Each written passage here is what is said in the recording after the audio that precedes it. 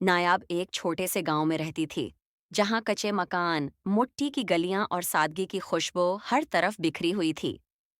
नायाब के वालदीन कई बरस पहले वफात पा चुके थे और वो तन्हा अपने छोटे से घर में रहती थी।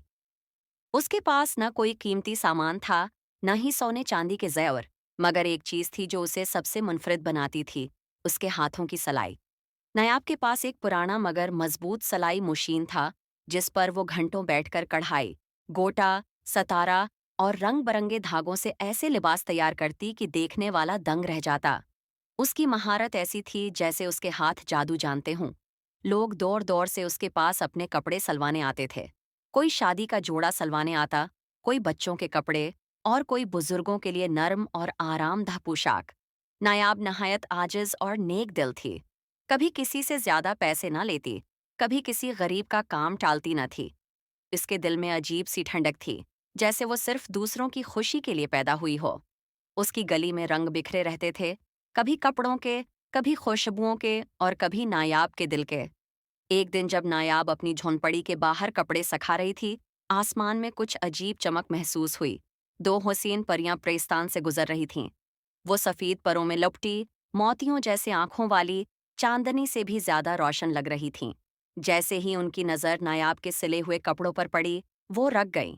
चुपके से नायाब को काम करते देखा और उसकी सलाई के डिजाइन, रंगों की हम आहंगी और कारीगरी को देखकर हैरत में पड़ गईं। परियों ने एक दूसरे की तरफ देखा, जैसे कोई राज की बात हो। फिर वो आसमान की तरफ उड़ गईं। इस वक्त नायाब को खबर न थी कि उसकी जिंदगी बदलने वाली है। परेस्तान में इस वक्त शादी की तैयारियां अरूज पर थीं।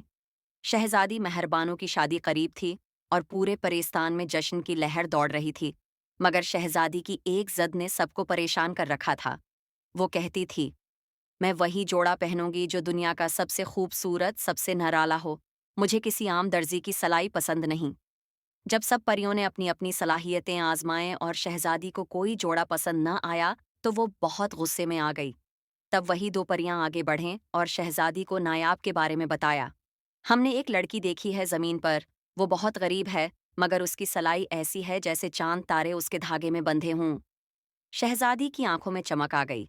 उसी को बुलाओ, मैं अपना शादी का जोड़ा उसी से सलाऊंगी। दोनों परियां दोबारा जमीन पर आएं। उस बार वो नायाब के पास उतरे। नायाब हैरान हुई, मगर परियों ने मुस्कुराकर कहा, हमें परिस्तान की शहजादी ने भेजा है। तुम्हें हमारे साथ चलना होगा। वो सिर्फ तुमसे ही अपने शादी के जोड़े सलवाना चाहती है। नायाब हचकचाई, उसने अपनी चादर संभाली और कहा, मगर मेरे पास तो कपड़े, ज़्योर या कोई बादशाहों जैसी चीजें नहीं। मैं तो एक मामूली दर्जन हूँ।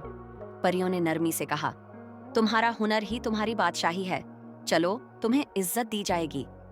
नायाब ने छोटा सा थीला उठाया, जिसमें उसके धागे, कटारियां और चंद कढ़ाई के सांचे थे, और परियों के साथ रवाना हो गई।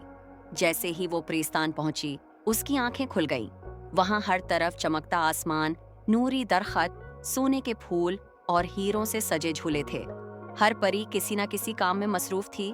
कोई फूल सजा रही थी, कोई बारात का इंतजाम कर रही थी और कोई गाने की तैयारी में थी। शहजादी मेहरबानों ने नायाब को एक बड़ी मुस्कुराहट के साथ खुश आमदीद कहा। मैंने तुम्हारा नाम सुना है, अब तुम्हारा हुनर देखना चाहती हूँ। नायाब को एक नर्म और रोशनियों से भरे कमरे में ले जाया गया, जहाँ उसके लिए कीमती कपड़े, नायाब धागे और जवाहरात रखे गए थे। मगर नायाब ने सबसे पहले अपनी कटारियां निकालें, अपनी सुइयां संभालें और बसमल्लाह कहकर काम शुरू कर दिया। वो दिन रात मेहनत करती। हर जोड़ा वो ऐसे बनाती जैसे किसी दुआ के साथ सिल रही हो। कोई जोड़ा गुलाबों की खुशबू बिखेरता, कोई तारों की चमक देता, कोई रंग बदलता, तो कोई पानी की तरह लहराता। नायाब की उंगलियों में जादू था। चंद ही दिनों में पूरा महल उसकी महारत का कायल हो गया। शहजादी जब जोड़े देखती तो खुशी से चमक उठती। यही मैं पहनूंगी, यही मेरी बारात का रंग होगा, यही मेरे ख्वाबों का जोड़ा है। उसने नायाब को गले लगा लिया। शादी का दिन आया। नायाब ने शहजादी के लिए आखिरी जोड़ा तैयार किया। सफेद, नीला और सुनहरी रंग का ऐसा इम्तिजाज, जैसे आसमान जमीन पर उतर आया हो। जोड़े पर चांदी की कढ़ाई, सोने के फूल और नीले जवाहरात ऐसे जड़े थे जैसे बर्फ की बूंदें। जब शहजादी ने जोड़ा पहना, पूरी परेस्तान दम बखुद रह गई। किसी ने ऐसा लिबास न देखा था। शहजादी की चमक, नायाब की मेहनत और आसमान का जादू एक जगह इकट्ठा हो गया था।